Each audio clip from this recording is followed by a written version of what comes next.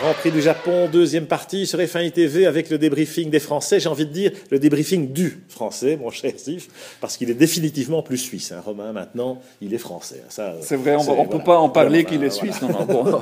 C'est fini ça, c'est fini ce temps-là. Maintenant, il est définitivement français. Mais vraiment, là, on se réjouit et on y a cru, on a rêvé à cette première victoire française depuis 18 ans et à cette Marseillaise sur le podium de Suzuka. Franchement, il ne l'aurait pas volé, Romain, parce qu'il a été irréprochable tout au long du week-end. Regardez ses temps aux essais en qualif. Il fait une très belle Q3.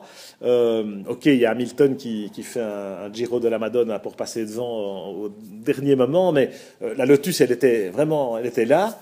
Et Romain en course, son départ évidemment absolument fabuleux.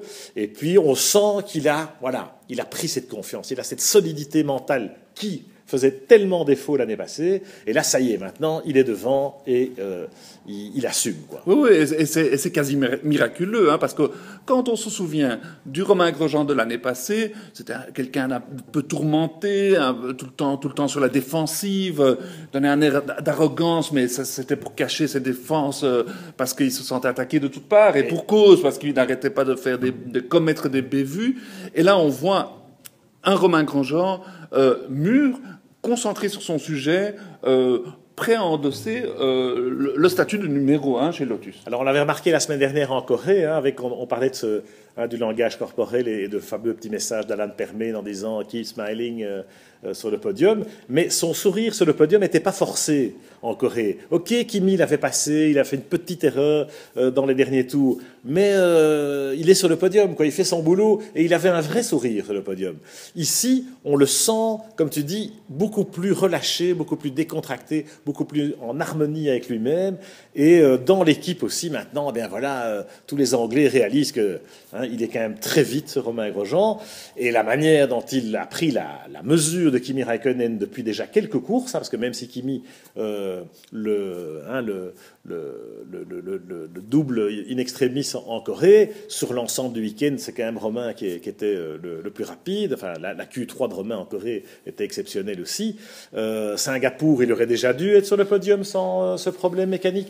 Donc voilà, il est dans une phase, dans une spirale positive, et je pense que les 4 derniers Grands Prix, on va se régaler, parce que la voiture marche, et lui, eh bien, il a le vent dans le dos, hein, il a la pêche. Mais oui, c'est vraiment très chouette à voir, parce que c'est vrai que l'année passée, il aurait pu très très bien sombrer. Un autre moins solide mentalement, moins intelligent peut-être aussi, aurait sombré, parce que Romain a eu l'intelligence en intersaison d'écouter probablement des bons conseils, parce que donc ça n'allait pas pour lui, il n'était même pas populaire chez Lotus.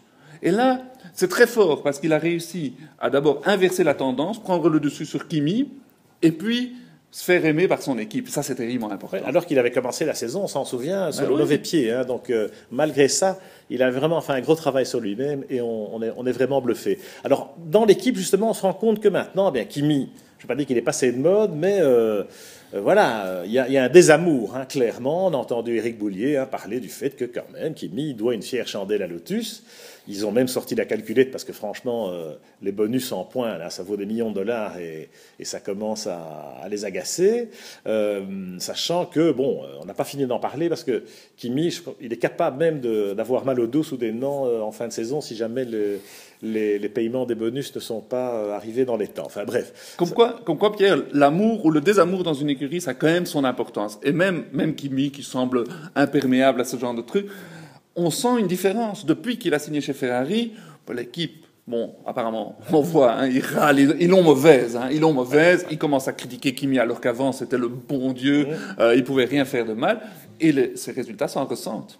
Oui, donc, alors est-ce qu'il y a un lien de cause à effet? Ça reste à prouver, mais il a beaucoup de mal en qualification, Kimi. On sait que depuis qu'on est passé à ces gommes 2012, depuis Budapest, en qualif sur un tour, il n'arrive pas à hisser son niveau de jeu comme Romain parvient à le faire.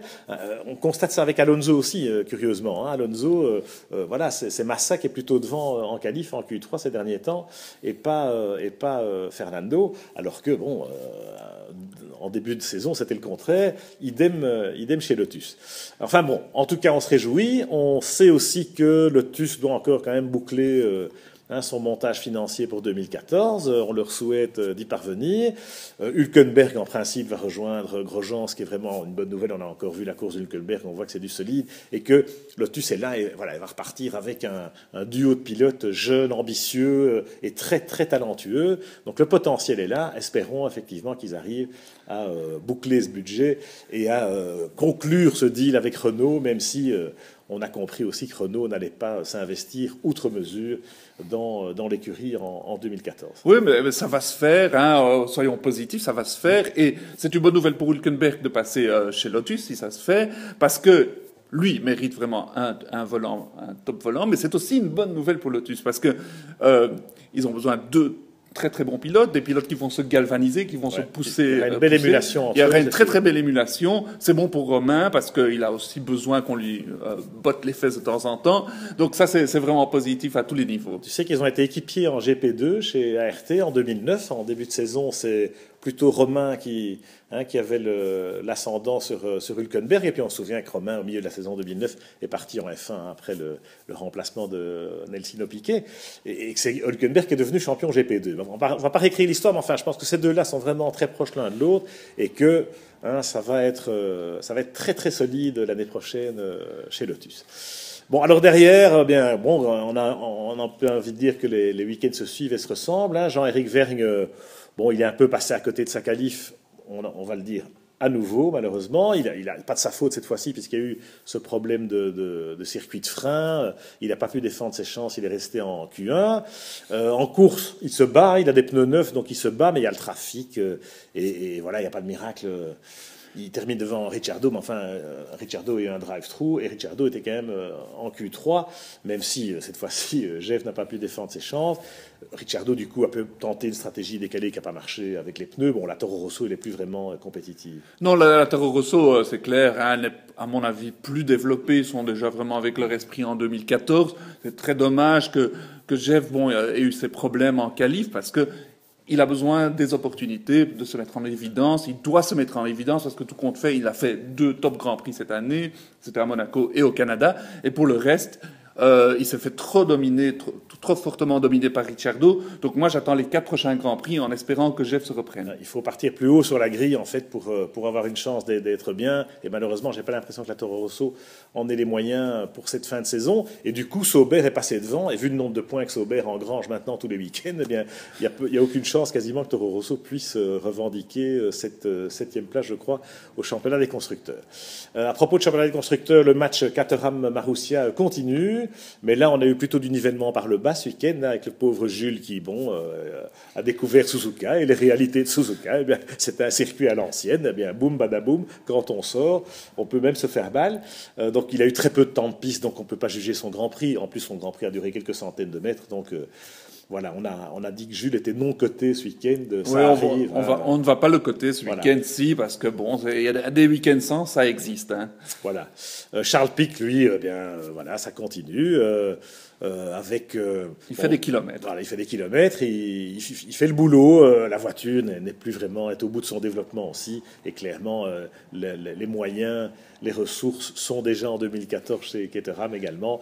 Et donc Charles fait le boulot, mais enfin, il fait le boulot sans faire de faute, c'est impeccable, en se battant contre personne cette fois-ci, puisque les autres n'étaient pas là, Van der Garde et Jules. Et donc, aller chercher Chilton et repasser devant, c'était quand même pas mission impossible, même si la course de Charles avait démarré dans les stands avec un drive-through à la fin du oui, tout à fait. Bon, voilà.